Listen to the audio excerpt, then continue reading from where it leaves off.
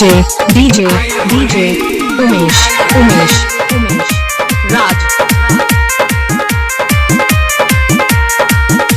होली होली आए होली के याद बारू तू कुआं घुमतारू गावा गाई होलिया में हमारा से केहू ना बचाई होली होली आए होली याद बारू तू कुआं घुमतारू गावा गाई होलिया में हमारा से केहू ना बचाई ओए चलू गावा धून में रहेलू के करा तू धून में रंग लगाई बैलून में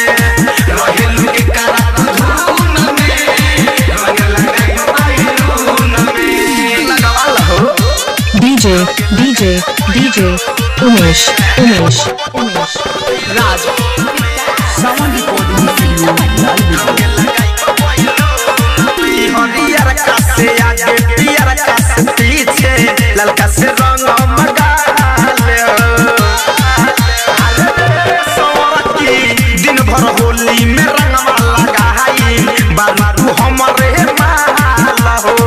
भइल बगरनी तोरा खून में DJ Umesh Raj रंग लगाई बैलून में रहेलू के करा तू धून में रंग लगाई बैलून में लगावला रे होली होली आए होली होली होली आए होली किया रे होली के महाजा ले लो तू हमसे मिली ना ओइसन सुतर रहा रे पीबे को सहावन धड़कन धमंजय तोरे ला बाते कुम्हर रहा रे हधासु वकिल बाते जुनून में रहेलू के करा तू धून में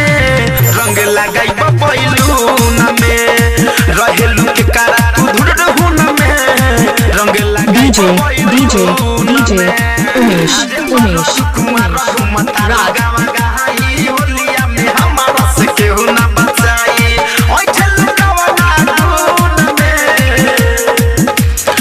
रहेलू के करा तू धून में रंग लगाई बैलून में रहेलू के करा तू धून में DJ Umesh